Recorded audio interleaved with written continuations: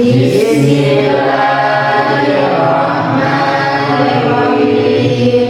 Raditu billahi rabban wa bil islami dinan wa bi Muhammadin nabiyyan wa rasulah.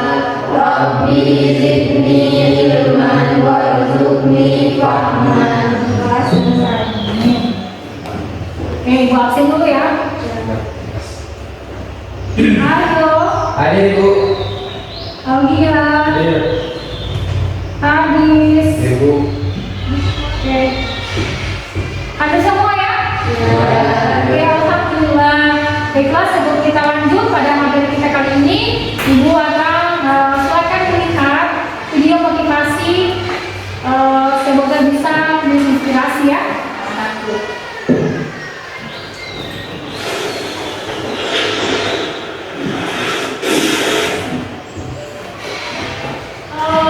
Kepada Cidasar, materi kita kali ini masih yang sama dari kemarin, yaitu mengevaluasi ketentuan pernikahan dalam Islam, menyajikan prinsip-prinsip pernikahan dalam Islam. Tujuan pembelajaran kita kali ini yaitu melalui kegiatan diskusi atau tanya jawab dengan pendekatan saintifik dan modal pembelajaran problem bahasa teori, peserta didik dapat menjelaskan pernikahan menurut Undang-Undang Nomor 1 Tahun 1974, menjelaskan hikmah pernikahan, terus menjadikan kewajiban suami istri dalam keluarga berdasarkan hukum Islam. Nah, apa fungsi pernikahan menurut Undang-Undang Nomor 1 Tahun 1974? Adakah yang bisa bantu Ibu? Ribi, ya, silakan Ribi. Fungsi pernikahan dalam Undang-Undang Nomor 1 Tahun 1974 yaitu membentuk keluarga rumah tangga yang bahagia dan kekal berdasarkan ketuhanan. Nah, itu fungsi pernikahan dalam Undang-Undang Nomor 1 Tahun 1974, ya, membina satu hubungan rumah tangga yang kekal berdasarkan ketuhanan yang Maha Esa. Nah, terus yang kedua adalah apa saja hak dan kewajiban suami istri dalam keluarga yang kalian ketahui. Memelihara dan mendidik anak dengan sebaik-baiknya. Yang memelihara mendidik anak dengan sebaik-baiknya lagi, Saling membantu antar keduanya. saling membantu antar keduanya lagi, Setia dalam hubungan rumah tangga. nah setia dalam hubungan rumah tangga. Nah itu adalah hak dan kewajiban suami atau istri dalam keluarga. Nah, tepuk tangan dulu. Nah,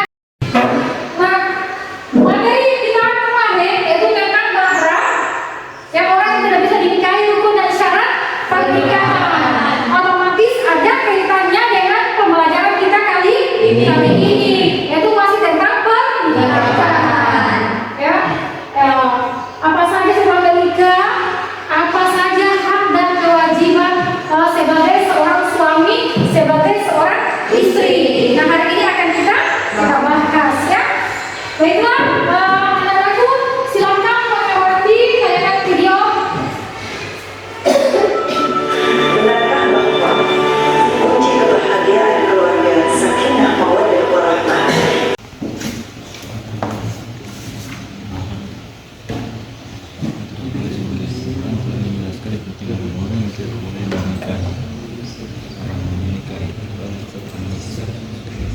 Oke, Ibu akan bagi kelompok dalam 3 kelompok. Nah, ini kelompok 1, kelompok 2, kelompok 3 ya. Ibu akan membagikan dalam KPD masing-masing kelompok ya akan menuliskan nantinya masalah di LKPD-nya ya, masing-masing kelompok dengan memperhatikan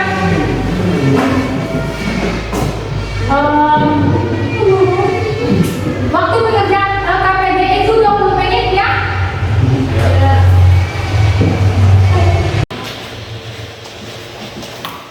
masing-masing kelompok mengidentifikasi masalah yang telah diberikan, ya.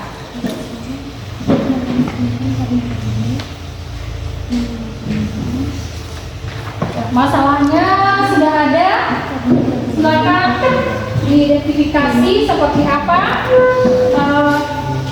cari solusinya, ya. Masalahnya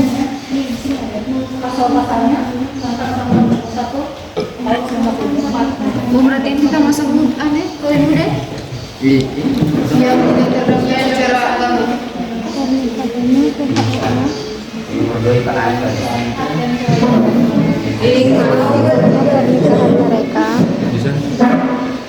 Karena pernikahan mereka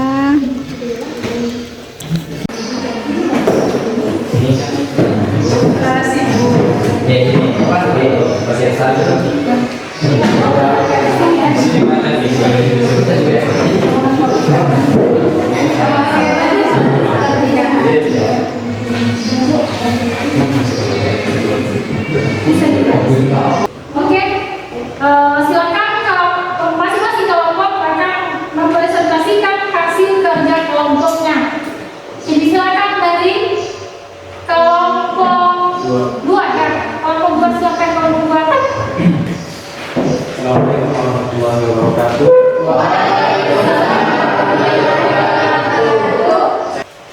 Jawaban dari permasalahan tersebut adalah permasalahan yang pertama.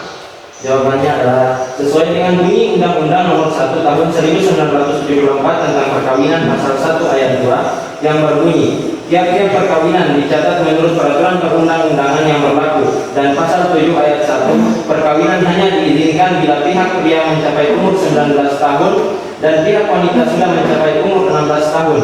Pada ayat 2, dalam hal penyimpangan dalam ayat 1 pasal ini dapat minta dispensasi kepada pengadilan atau pejabat lain yang diminta oleh kedua orang tua pihak pria atau pihak wanita. Maka yang seharusnya dilakukan oleh pihak pria dan wanita bila belum mencapai usia yang disebut dalam pasal 7 Undang-Undang Nomor 1 Tahun 1974, mereka wajib meminta dispensasi pada pengadilan yang diminta oleh orang tua baik pihak wanita atau laki-laki untuk bisa melangsungkan pernikahan. Jawaban permasalahan kedua yaitu dilihat dari segi kewajiban sebagai seorang suami adalah memberi nafkah, baik pakaian dan tempat tinggal dan kemampuan yang diusahakan. Maka yang seharusnya dilakukan oleh istri Pak Anton adalah bersyukur atas nafkah yang diterima dan digunakan dengan sebaik-baiknya. Jadi itulah jawaban. Apakah ada tanggapan dari kelompok masing-masing kelompok? Ibu persilakan. Baik, terima kasih atas kesempatan yang diberikan kepada saya. Saya selaku perwakilan dari kelompok 3 ingin memberikan tanggapan berupa pertanyaan kepada kelompok 2 terhadap permasalahan nomor 1. Apa saja hak-hak anak yang tidak terpenuhi jika pernikahan kedua orang tuanya tidak tercatat di KUA? Terima kasih. Saya perwakilan dari kelompok 2 akan menjawab pertanyaan dari kelompok 3. Apa saja hak-hak anak yang tidak terpenuhi jika pernikahan kedua orang tuanya tidak tercatat di KUA? Susah mengurus beberapa surat-surat yang penting seperti akte kelahiran karena kedua orang tuanya tidak memiliki surat tanda sah pernikahan di negara atau buku nikah. Baik, terima kasih atas jawaban yang diberikan kepada kelompok 2. Ya, apakah masih ada lagi? Oke, silakan.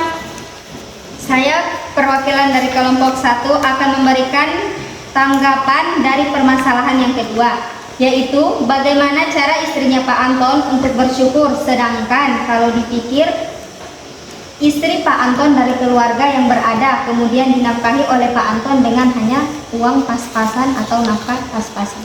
Sekian. Oke, saya akan menjawab pertanyaan dari kelompok 1, yaitu kita kembalikan pada kewajiban istri terhadap suami, yaitu istri Pak Anton harus tetap bersyukur atas nafkah yang diterima dan menggunakan dengan sebaik-baiknya. Sebaliknya, Pak Anton harus pengertian terhadap istrinya. Oke, saya terima tanggapan tersebut karena menurut saya sudah cukup. Sekian dari kami. Oke, berikan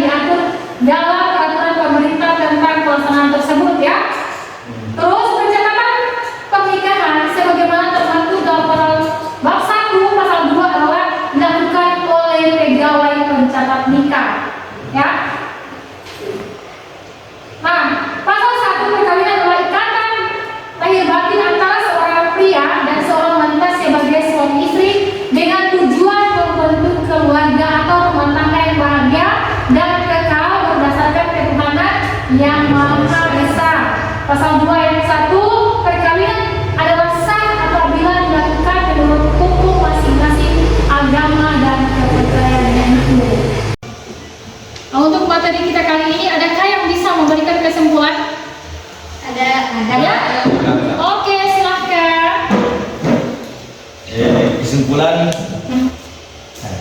yaitu dengan mengetahui kewajiban masing-masing sebagai seorang suami dan istri dapat menciptakan suasana rumah tangga yang sakinah, mawaddah, dan warahmah. Ya, siapa lagi yang lain?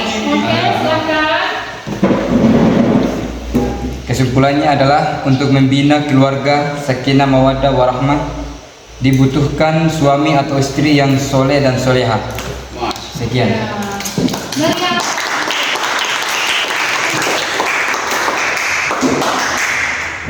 Nah, kesimpulannya seperti yang sudah disebutkan oleh teman-temanmu, bahwa sebenarnya kalau kita sudah mengetahui kewajiban sebagai seorang suami maupun istri, atau kewajiban suami terhadap istri, kewajiban istri terhadap suami, maka insya Allah kita bisa mengetahui kewajiban dan peran kita masing-masing, sehingga bisa menciptakan rumah tangga yang sakinah, mawaddah, warahmah.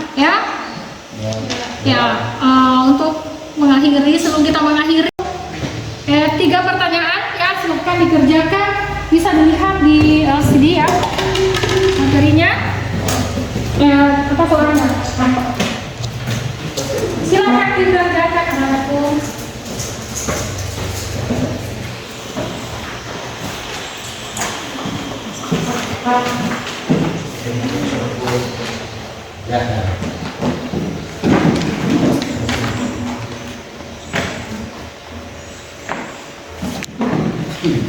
Sebelum kita mengakhiri pertemuan kita kali ini, kita berdoa dipimpin oleh Aryo. Silakan Aryo. Teman-teman sudah belajar kita berdoa dulu. Bismillahirrahmanirrahim. Alhamdulillahirabbil alamin. Arrahmanirrahim. Maliki yaumiddin. Iyyaka na'budu wa iyyaka nasta'in. Ihdinas siratal mustaqim. Siratal ladzina an'amta 'alaihim ghairil maghdubi